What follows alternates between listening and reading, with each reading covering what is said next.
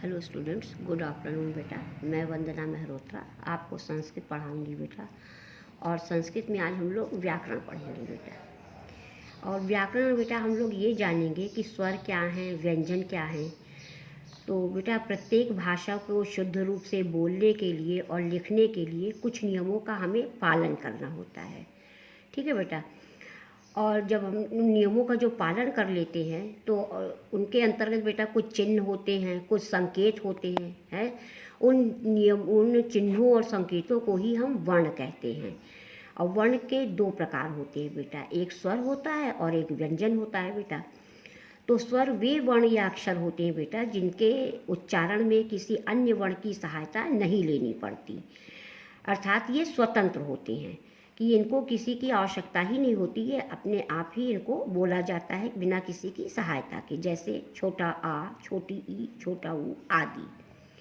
स्वर के बेटा तीन भेद हैं।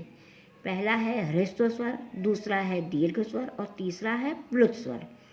बेटा ह्रस्व स्वर का अर्थ होता है छोटा, ह्रस्व यानी होता है छोटा। ये ऐसे स्वर होते हैं बेटा कि जिनके उच्चारण में बहुत कम समय लगता है, जैसे छोटा आ, छोटी ई, छोटा ऊ, री इत्यादि। ठीक है। अब आते हैं बेटा दीर्घ स्वर। दीर्घ स्वर के उच्चारण में ह्रस्व स्वर से थोड़ा ज़्यादा समय लगता है, दुगना समय लगता है। इनके चार होते हैं, ये चार होते हैं। कौन कौन से होते हैं बेटा? बड़ा आ, बड़ी ई, बड़ा ऊ, ए ओ औ, ये सब होते हैं। ये क्या आते हैं? दीर्घ स्वर के अंतर्गत आते हैं। ठीक। अब प्लुत स्वर है बेटा। प्लुत स्वर क्या होता है? इन्हें हम वैदिक संस्कृत में प्रयोग करते हैं कि आप देखते होंगे कि कोई भी मंत्र होता है वो बिना ओम के नहीं शुरू होता है। तो ये प्लुत स्वर बेटा हमारे वैदिक संस्कृत में प्रयोग किए जाते हैं। अब स्वर के बाद बेटा आता है व्यंजन। अब व्यंजन क्या है बेटा? व्यंजन वे वर्ण होते हैं जिनके उच्चारण में हमें स्वरों की सहायता लेनी पड़ती है, कि बिना स्वर की सहायता के हम व्यंजन को बोल ही नहीं सकते। जैसे का, खा, गा, घा इत्यादि, ये जो है वर्ण हैं, इनको बिना स्वर की सहायता के हम बोल ही नहीं सकते।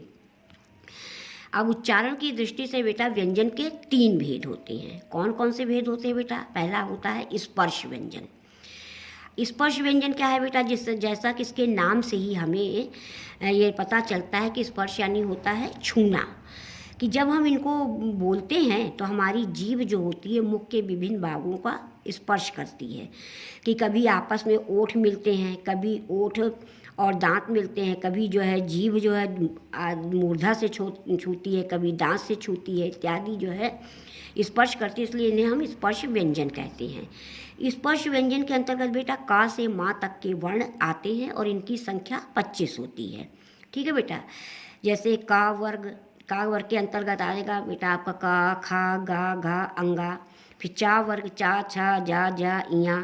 फिर टा वर्ग में टा, ठा, डा, ढा, अड़ा। फिर ता वर्ग ता, था, दा, धा, ना। फिर पा वर्ग पा, फा, बा, भा, मा। ये आपके 5 वर्ग होते हैं। 5 वर्ग में 5 वर्ण होते हैं, इसलिए इनकी संख्या 25 होती है। अब बेटा जो ये पंचम वर्ण होते हैं, जैसे का, खा, गा, घा, अंगा, या, णा, ना, मा, ये सब क्या है बेटा? इनको हम पंचम वर्ण भी कहते हैं और अनुनासिक वर्ण भी कहते हैं। पंचम वर्ण बेटा हम इसलिए कहते हैं क्योंकि ये हर वर्ग के पंचम स्थान पर होते हैं, इसलिए हम इनको पंचम वर्ण कहते हैं। और अनुनासिक इसलिए कहते हैं बेटा कि इनको जब हम बोलते हैं तो हमारे नाक से ध्वनि निकलती है, इसलिए हम इनको पंचम वर्ण कहते हैं बेटा। ठीक है। आपका स्पर्श व्यंजन हुआ, आपको समझ भी आ गया होगा बेटा।